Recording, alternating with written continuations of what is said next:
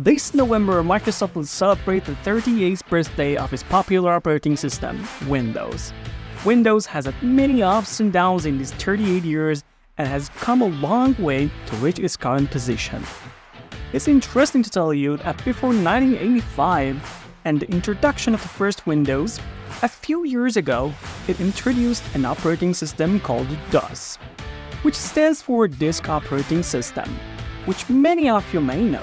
Microsoft had developed this operating system for IBM-based computers, but a series of limitations such as support for advanced multitasking and the possibility of entering data only through the keyboard and not supporting a device such as a mouse, because both Microsoft, IBM, and Apple, so at that time, they were as powerful as they are now in the effort to introduce a newer operating system with more features.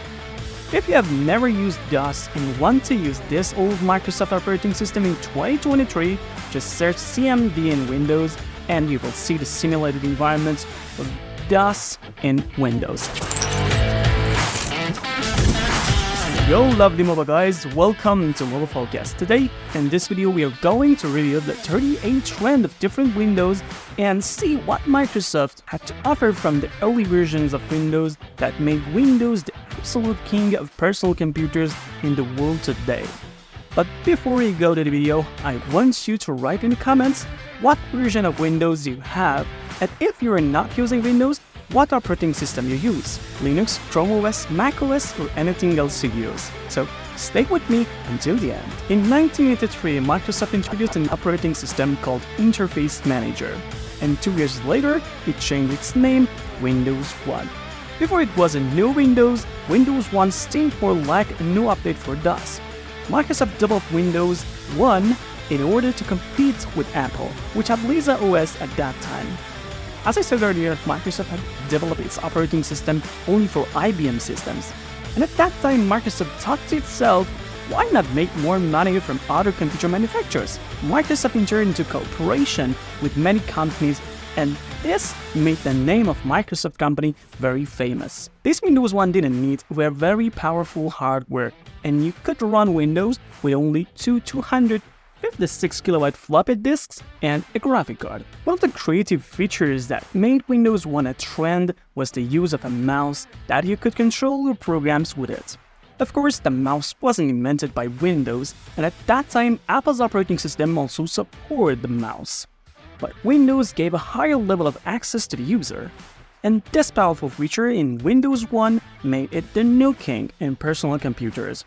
And it was in 1985 that the name of Windows was Todd and Tongs. 2 years forward, Microsoft introduced Windows 2, which cannot be considered as a completely new version, but rather a major update of Windows with new and fundamental features that are now iconic to Windows. One of the key features was the ability to use multiple different software simulationally, move or overlap windows, and most importantly, better memory management. These features provided users with improved multitasking capabilities. This section by Microsoft greatly injured Apple because Apple believed that Windows has copied from Macintosh, but Apple's compliance didn't lead to any significant legal victory, and Microsoft continued its path of progress. 3 years later, in 1990, the third version of Windows was released, named Windows 3.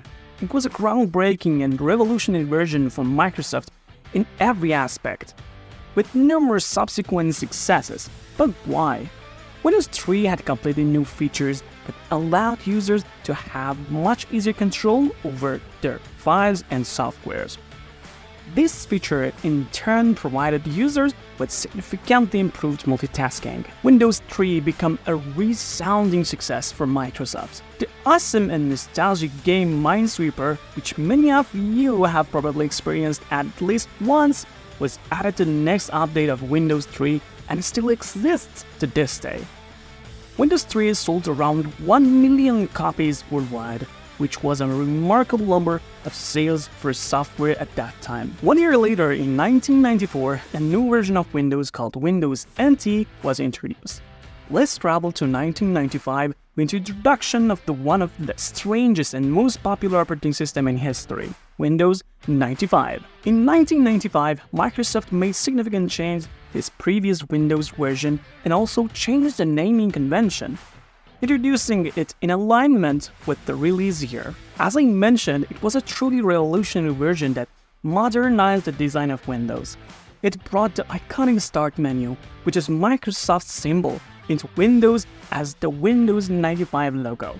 Windows 95 moved toward 32-bit architecture and introduced new features and software at that time, such as Internet Explorer, made to rest in peace as it was long gone. Windows 95 can be considered one of the most beloved operating systems in the world, and many companies still use it to this day. It generated revenue for Microsoft for approximately 3 years.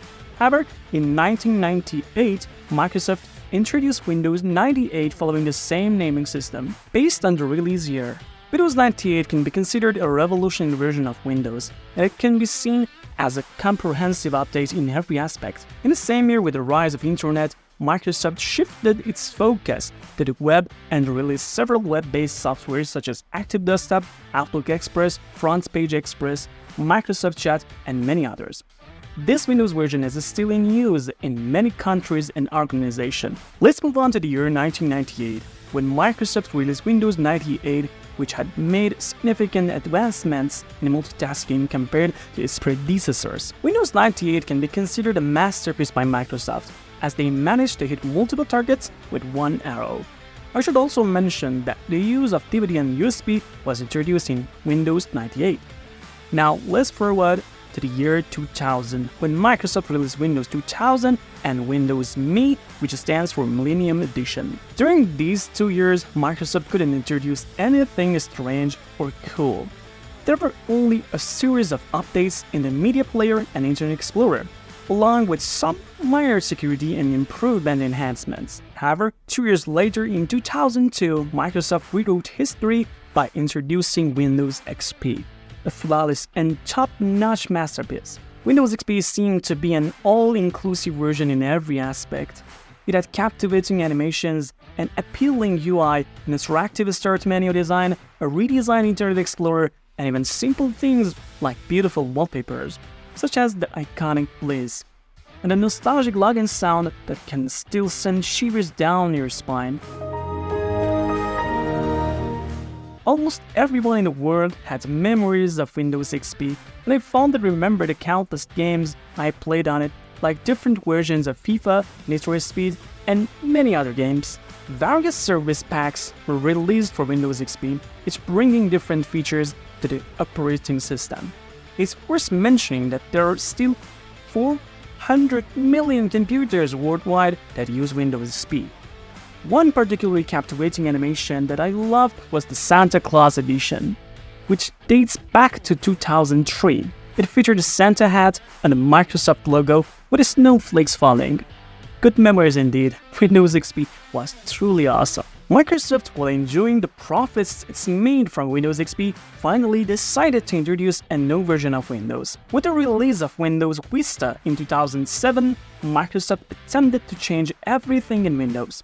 Windows Vista brought a new user experience, but it turned out to be a complete failure. In every aspect, we can consider it a major disappointment. Fans thought to themselves that Microsoft, who designed a very good Windows XP within a year of the very bad Windows 2000 Millennium Edition, will definitely make a masterpiece in 6 years. However, with the introduction of Vista, the dreams and expectations of Vista's fans were shattered. Windows Vista had poor performance in every aspect. Let's not to be harsh though, Windows Vista had a very attractive interface, but many hardware components at that time were unable to run Windows Vista. It has significant flaws in the user account control, which led to the downfall of Windows Vista. In response to this, Bill Gates told his employees, "What the flip are you doing? Hurry up and prepare a replacement for Windows Vista so that our competitors didn't surpass us." The pressure from Bill Gates on his employees paid off, and in 2009, the 7th version of Windows, Windows 7, was introduced. Microsoft managed to introduce a highly successful and remarkable version of Windows. Windows 7 not only addressed many of the flaws in Windows Vista, but also introduced many beautiful, attractive, and user-friendly features. it truly became the most beloved Windows version by Microsoft. With the introduction of Windows 7, Microsoft was able to erase the bad memories of Windows Vista. However, Microsoft seems to have a pattern of introducing a disappointing version after every attractive and popular release. In 2012, Microsoft confirmed this fact with the introduction of Windows 8. At that time, the use of touch devices was on the rise, and Microsoft didn't want to fall behind its competitors, Apple and Google, in utilizing touch screens and providing an operating system tailored for touch. They designed and improved Windows 8 to have better functionality for touch screens. For example, by replacing the iconic and attractive Start menu with a Start screen. However, the type-based design of Windows 8 didn't resonate well, and Microsoft's program didn't succeed in utilizing Windows 8 for touch devices. Windows 8 can be considered another failure for Microsoft. However, in Windows 8.1, Microsoft brought back the Start menu to its rightful place.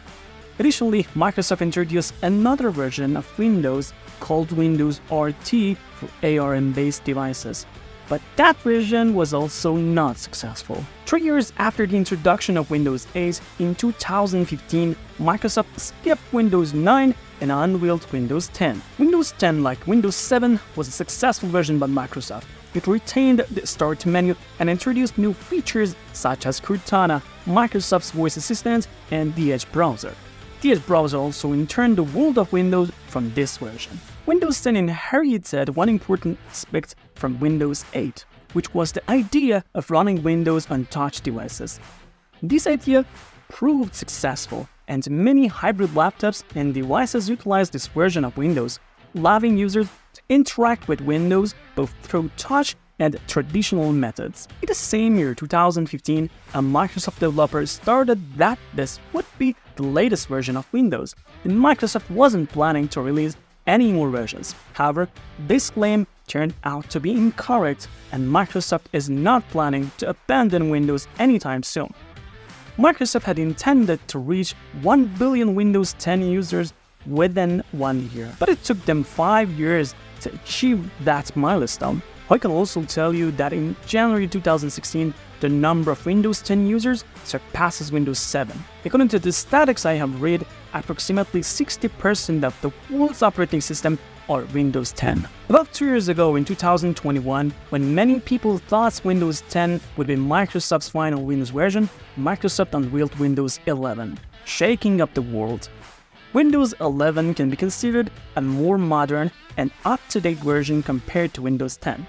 Windows 11 has made significant improvements both in terms of performance and appearance. Speaking of the appearance of Windows 11, the corners of Windows are rounded and the Start menu has moved from the left side to the center. However, you can still move it back to the left if you prefer. I should also mention that for the installation of Windows 11, a series of strict hardware requirements have been imposed, and officially, systems that do not meet these advancements are not allowed to install Windows 11. However, there are various methods to install this Windows version. Windows 11 holds about 20% of Windows market share, but it still has a long way to go compared to the number of Windows users. I've recently come across some design concepts of Windows 12, and if Microsoft decides to implement them in the next version of Windows, we might truly have a beautiful and revolutionary release. We'll have to wait and see if Microsoft incorporates these changes in our next Windows or not.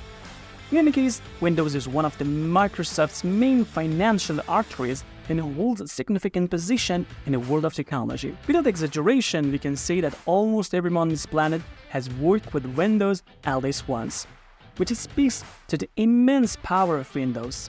This video has come to an end, and I would like to know which version of Windows you have had a better experience with and which version you currently have installed on your PC, as well as whether you are a Windows enthusiast or not. As always, focus on yourself and take care. I really appreciate you all, and I hope have a great day.